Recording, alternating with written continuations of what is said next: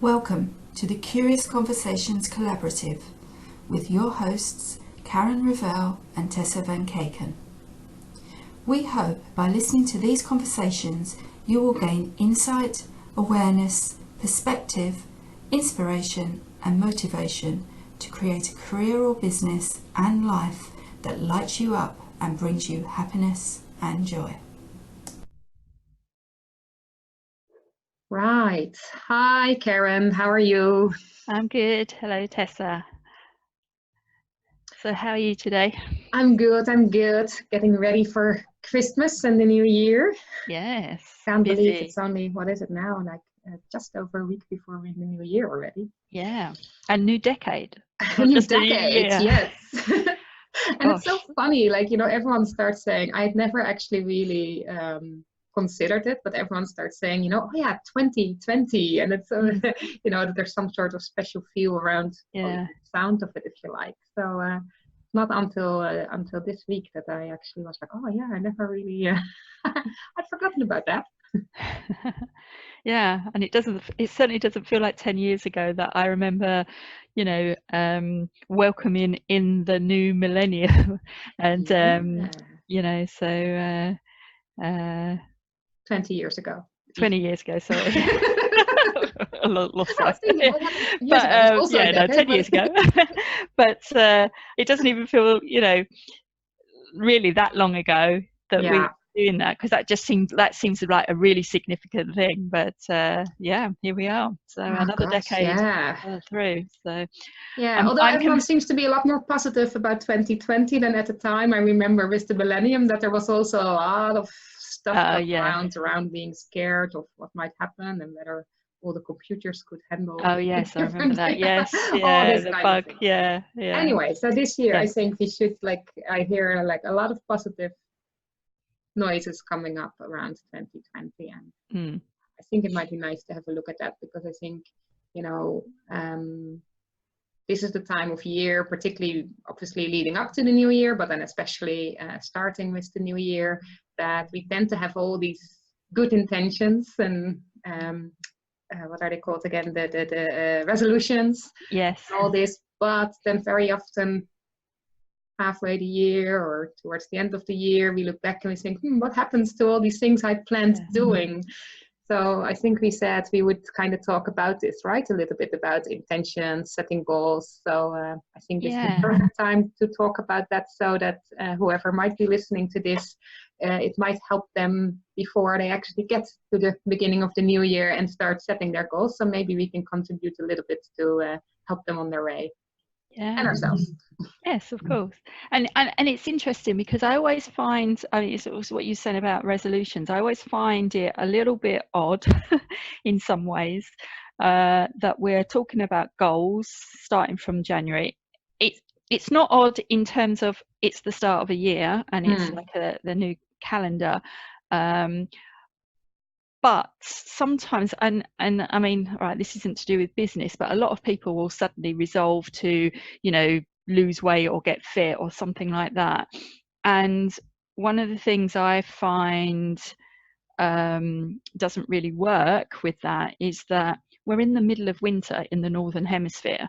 And actually, the last thing your body wants is for you to be cutting back on the amount of calories you're taking in, and what, maybe trying to eat a lot of salads and rather than warm, nourishing food. Yeah. So I think when we start setting goals or intentions or whatever, we have to think of it in quite a wide context of what's going on and what's the right rhythms for us, through the seasons and that. So, this 1st of Jan to the 31st of December is quite an artificial timepiece in lots of ways. So sometimes certain goals, like say things like that you want to think about, does this fit right with the rhythms of nature, or the rhythms, the cycles that I work to, and that can include within your business or in your company or whatever. It's like everything is going through cycles all the time. So I think you want something that's kind of fluid enough to move with that, if that makes sense. Yeah, and I think it's interesting, isn't it? Because also when you cram everything in the new year and you have all these things, that it's also kind of nearly leading to the next overwhelm of, Yes. you know, like it's too much to do in once. And yeah, so I think it's interesting. Two things about that came up for me when you were talking about that. First of all, that since I've started my own business, more so than because when I worked employed, I was mainly in kind of social organizations, and their strategic planning isn't always as maybe formal as in corporate world.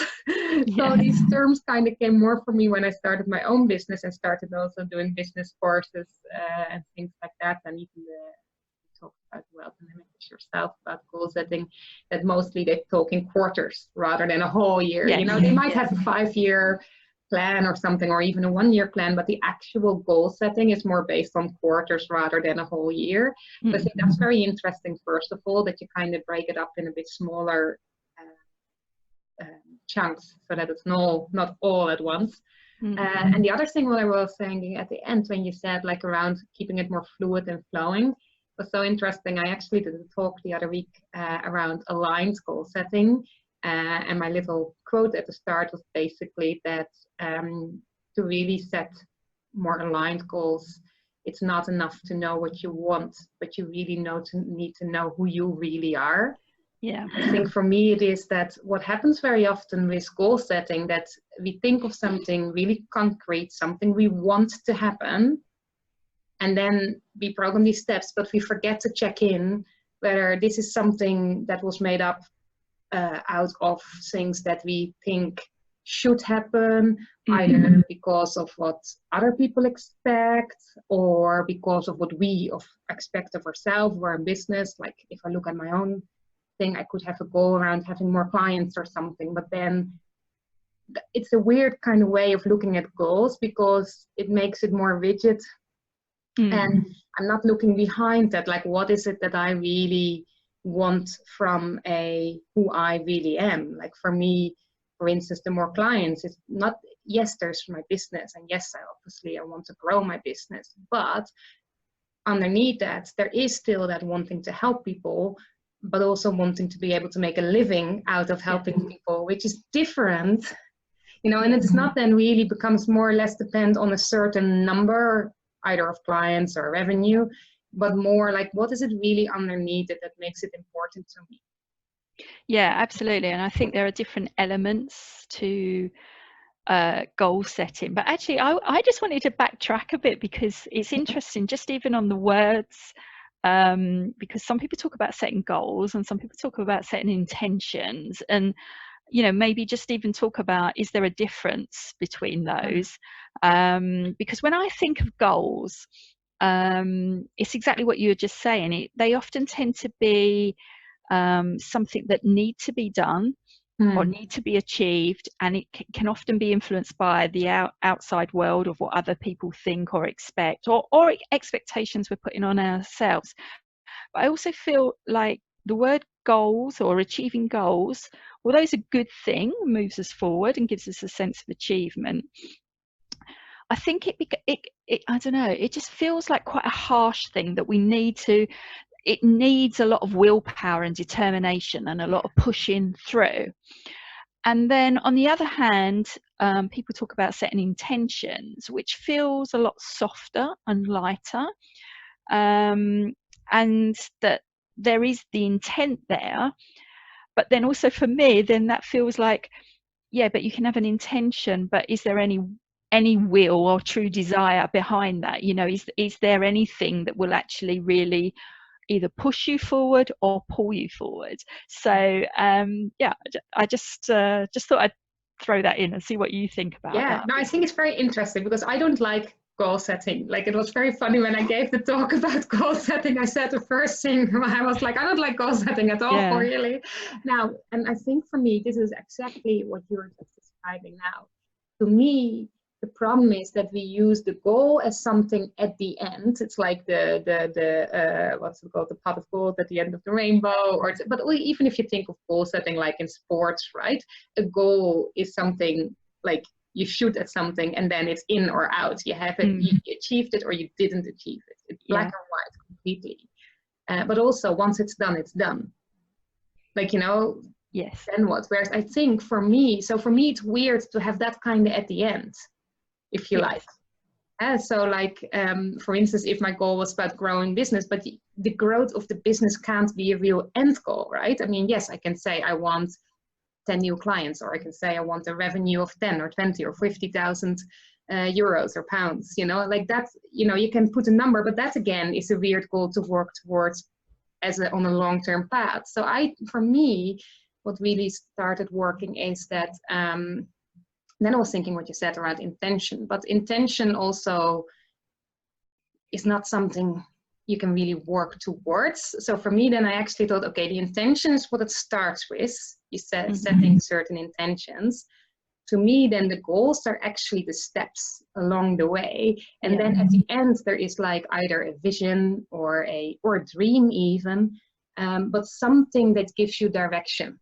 Because I think if you start somewhere and you see, well, just let's see what happens, you might not know which way to take a step altogether. Whereas if you give yourself a vision or direction, then at least it gives you something to move towards. So then you can set your intention to go that way. And then the goals should be the steps along the way. So one step could be that you, in my case, for instance, I say, well, by early January, I want my website finished. Like people often talk about these things as steps towards a goal, but to me, they're the goals along the way of your vision. There's not an end goal at the end of that, because it will never be fully finished. But also by seeing it like that, I think this really helps us to also that when I'm really present here and now, like I can't fully control the outcome of something that's in the future. So if I make it very rigid, the goal, then either I'm on the way to it or not. And everything when I'm diverting would feel as if I'm not achieving my goal. Whereas if I put it more as a vision, and I really saw it as like, you know, I don't know if I can put it on the screen really properly, but that it's like one line going there would be like if it was a goal. But if I have a vision, it's wide. So I can still within that, you know, there's not one point at the horizon. There is like, it can be wider. So I can move along the way. If I, for instance, finish my website and I look at it and I go, actually, you know, I thought what I wanted to offer was, I don't know, mainly online courses. So that was part of my goal. And then when I'm busy doing that, and if I then stay with myself and say, what does this feel? And if I feel, actually, I really do miss the face-to-face. Well, then I can build it in and I can shift a little bit. So the end where I'm working towards is not completely rigid, but I give myself direction. And then with each goal on the way, I can check, is this still the actual path that really suits me? Yeah, absolutely. And I think that's what I was saying about there's different elements to creating this, because, you know, that whole idea, that concept of goals, and, you know, I mean, we've been taught for years, you know, to have SMART goals, you know, that acronym, and it just feels very rigid. Yes. And I agree with you. I think to have those as your short-term stepping stones to achieve that bigger vision, that's a good thing. So you could have those as like weekly goals or monthly goals or whatever, you know, if you work into a time frame, or like steps on a ladder or something, that you achieve one goal and then you move to the next one. But like you say, you want something that it's a bit like flying a plane, and you've put in your destination, but you're not going to be on a straight line from here to there all the way. You're going to drift a little bit. And as long as you've got something at the end, whether that's a vision, or even a plan, and I'll talk about that in a minute, I'll come back to it, but you know, I think you need something that is guiding you to where you want to end up. But like you say, you've got that flexibility to perhaps to move around within that, but you want something to keep bringing you back on course to where you're heading, but also to allow yourself to change the course, because I think that's so important, that because again, you can't really know what it will be like to be at that point, what you think right now will be your goal or your vision or whatever you call it. So if you keep being on that one line without checking in. Whereas if you keep it a bit broader, so that yes, you're in the middle of that having one line, but if for some reason you feel, hey, I thought this is what I really wanted, I thought that was my end goal, my real where I wanted to go, but actually this path doesn't feel right to me anymore, that you actually allow yourself to change completely. And maybe maybe that point in the future actually has shifted all along. So again, and I think you might not do that so much, but it's like when you go on holiday, and unless you have a particular point where you have to finish up, but otherwise that you might think, if you're driving through Europe, if you can do whatever you want, if your plan was to go to Italy, but along the way you actually decided, well, actually, you know what, I want to go to Spain. And that you then don't think. But then if you put your as your goal arriving in Italy, and you're really with your mind focused on that, and ending up in Spain means you didn't achieve your goal, which is a shame, because maybe you're actually more happy in Spain. So if you can along the way just be flexible a little bit, that it's okay to shift course, as long as you really check that it's not that you just drifted off and have no idea what you're doing, but that it's based on you really checking in and thinking, hey, where do I actually want to go? And that, again, in this moment in time, you choose a direction, for instance, Italy, but then along the way, it's okay if you change it. That's okay too. And I think that can be impacted quite a lot by your natural sort of personality and strengths. A little while ago we talked about wealth dynamics, and I use that a lot in my work in terms of the energies, the 4 different types of energies. And there are some people, more steel energy, who they like a lot of planning and organization, so they would like to know where they're heading and have that sort of a more detailed plan around it, whereas a blaze energy would hate that, and they, exactly what you're saying, would like that freedom to kind of like just check in and see where what feels right at the time.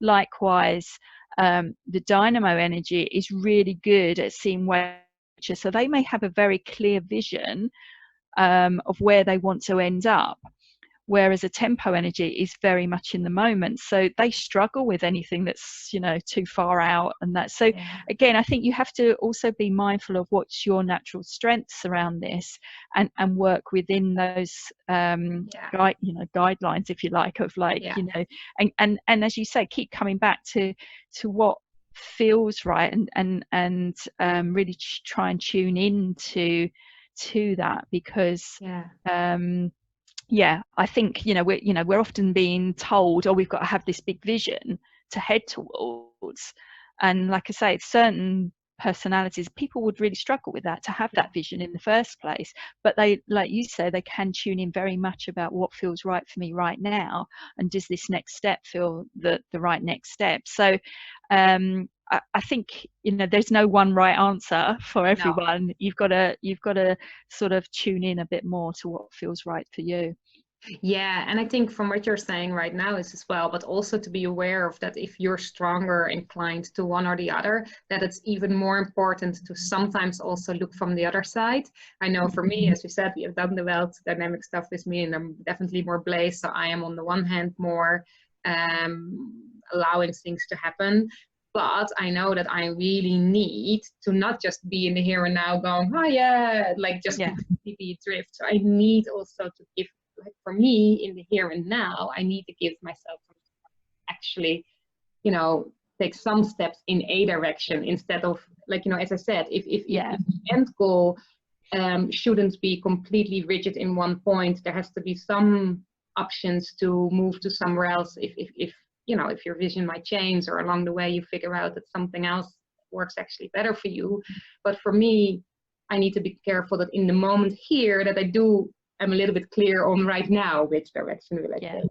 And I could imagine that for someone who is steel, who has that much clearer, but they might lose themselves in just going through in that one direction and forgetting along the way to once in a while actually go, hey, don't forget to also be a little bit flexible, that you don't just because you made this plan that you stick to it regardless whether it actually still suits you. Yeah. Would that sound to you like those energies, of course, better than absolutely, I? Absolutely. And I think you know, one of the things when I look back,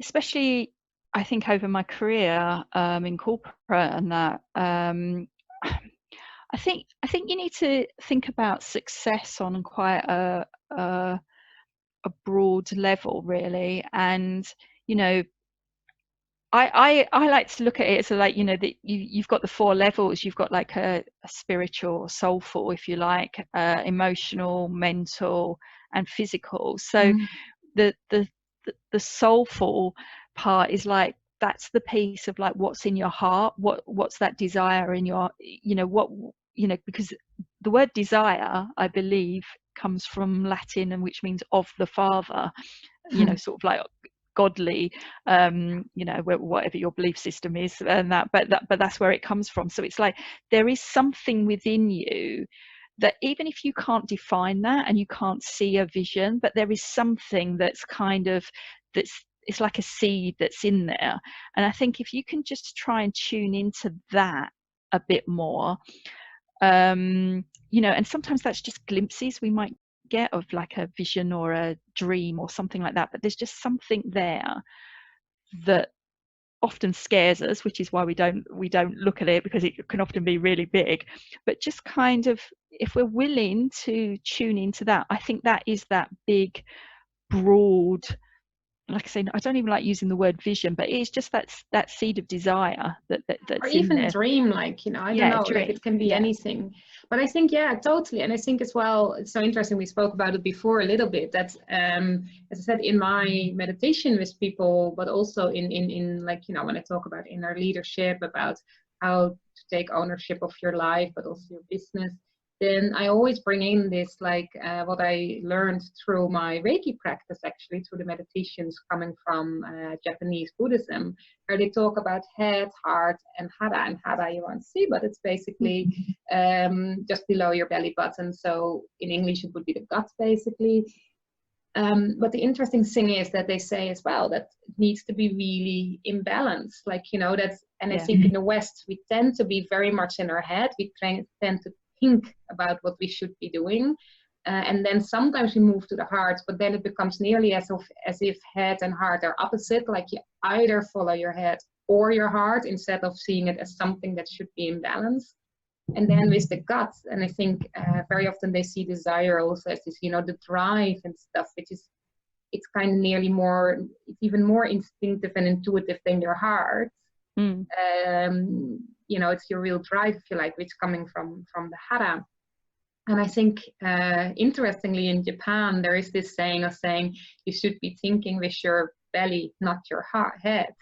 So what they mean is, like, well, first of all, it should be in balance. It's not that you should discard your analytical thinking, but that if you, and the same goes for goal setting, if you do this only with your analytical thinking, then you lose that balance, then you lose the other sides. And then in the end, and I think this is why so often people fail to stick to their resolutions or their goals, because if you have thought for some reason, for instance, you should stop smoking, but you're not actually aligning to that with the feelings beyond that, but also allowing yourself to find it difficult, to be in tune with that. This is not just, because if you think about it, it's a very easy decision. Why would you not do it? It's healthier and it saves you money. So why on earth are you not quitting, right?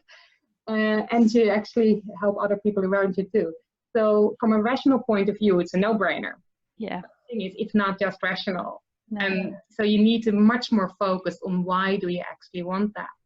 And I think, to go back to what I said earlier, if I set as my goal that I want a revenue of 20,000, again, I can either achieve it or not achieve it. But whether I feel fulfilled by it, it's questionable, because if I get 20,000, but I still can't pay my bills, or I still, it doesn't give me what I really was beyond it, then I still feel unhappy. If I don't get 20,000, but I'm actually happy, then the fact that I had said that I needed to earn 20,000 might still make my mind think I'm a failure because I didn't achieve it. Yeah.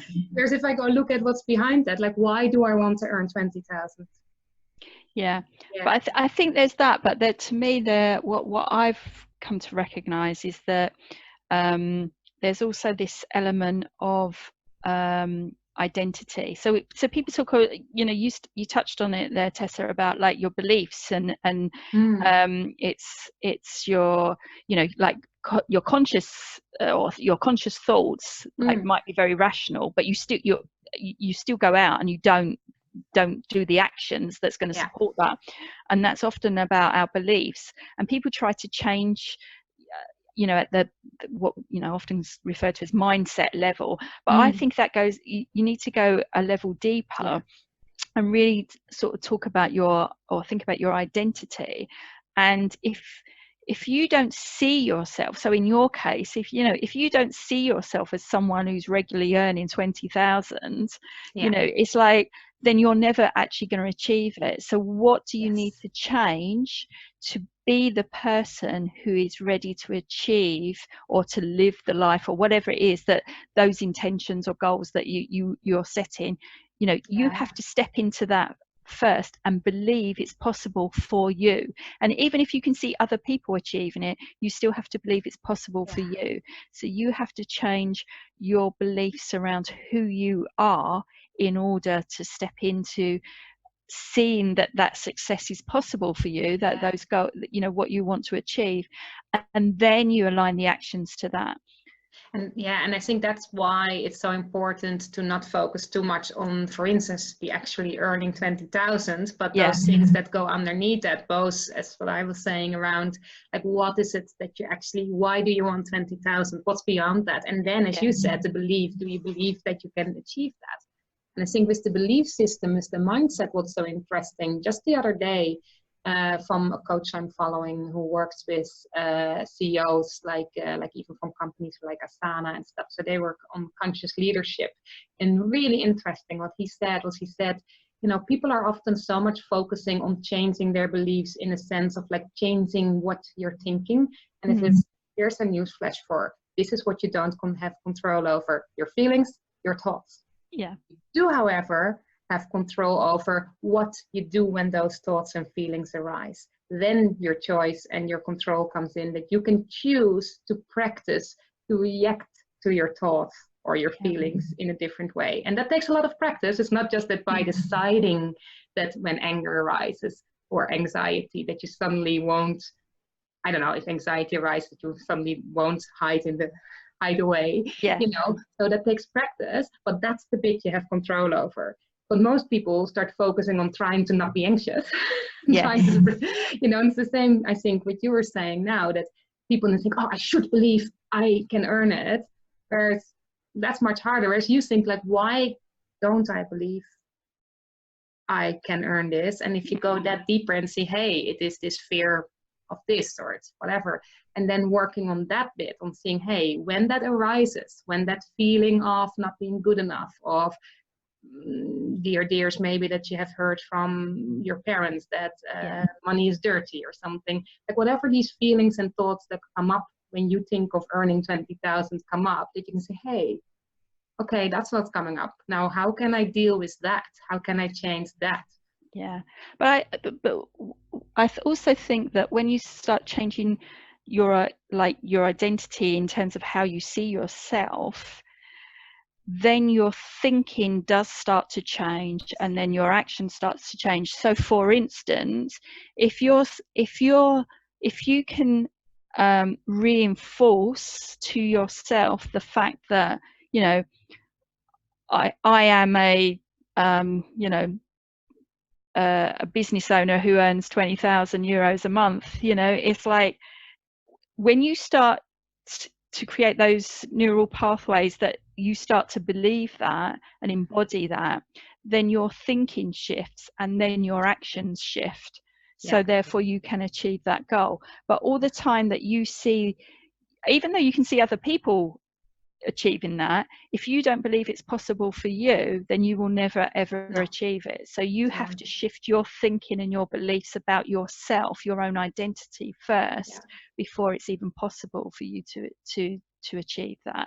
And that's what I've seen a lot myself, and I can and I've experienced myself from being both successful and unsuccessful in different things. It's like you can see that a lot of it comes back to actually did I believe it was possible for myself? Yeah. And what do I have to change about the thinking about my own identity, and who do I have to become first in my mind before I and then embody it to then take those actions to create that success. So. Yeah.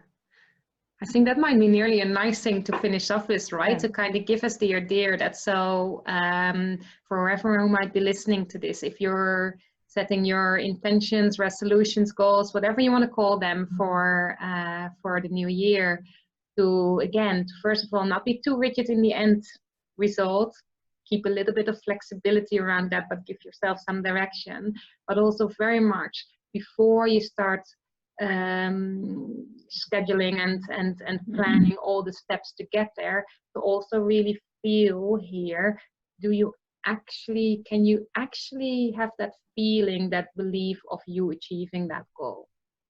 Yeah. And how does that feel? Yeah, actually, and if you cannot, to be kind to yourself, but to also kind of take some time to figure out what it is that's holding you back from allowing yourself to see yourself achieving that goal, and start with that before you take any steps, because otherwise all your in between steps and goals can be as smart as you want, but you're not going to make it because it's not aligned then. Yeah, and I think that's where we're both coming to, is that aligning your, like you said, your head, your heart, your actions, all of that needs to be aligned for you to achieve that success. So you need to dig deep first before you're even setting those goals. Yeah, and if you do along the way, if you've set your goal and if you did take the steps and you feel that something doesn't feel right, allow yourself to change it. Allow yourself to go back. Like, achieving a goal isn't necessarily a fully linear path, and with each step going, oh, I didn't do it, oh, I didn't achieve it, so I might as well give up. Allow yourself to take a step back. Allow yourself that if you align yourself again, and as Karen was saying, around really checking in again, do I believe myself? Can I believe myself achieving that?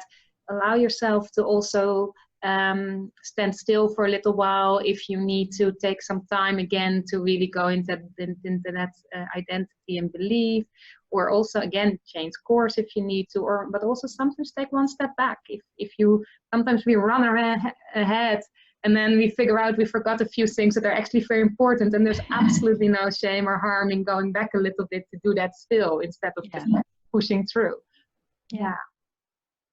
So I hope that helps a little bit. I mean, for me, definitely, I found this a very useful conversation to do at this time of the year. I definitely will take some of this with me in my planning. And as I said, well, I mean, for those of you who have listened before to the Wealth Dynamics stuff, the Blaze energy, it's very much again about this more fiery energy and just going out and do things and see what happens. So for me, it's really good to listen a little bit to the, like, oh yeah, bring some planning in there also to not just so you don't get too distracted. Yes, so for me, very useful, and I hope maybe, and if anyone has any questions about this or wants to talk about it more, you can, wherever you're watching this, you can pop something in the comments below and we can get back to you if you want to discuss it, or you can just contact one or both of us, and we're happy to chat with you to help you on the way to make it to 2020 a really good year. Yeah, absolutely. Yeah, and the decade beyond. Yes. Okay. Yeah, because I think that's one other thing, that it's good to not just think of like as if, oh, it's something I'm planning for this year and it has to happen this year. Like, it's something that you're planning now for next month or next year, it doesn't matter, but obviously beyond as well. It's not only about 2020. Absolutely. Okay. Right. Well, wishing you a happy new year, Tessa. Yeah, you too, and good luck with the goal, vision, intention setting and everything else, and let's make it a great start, and we'll be back next year. Oh. Absolutely. Okay, see you then. Bye.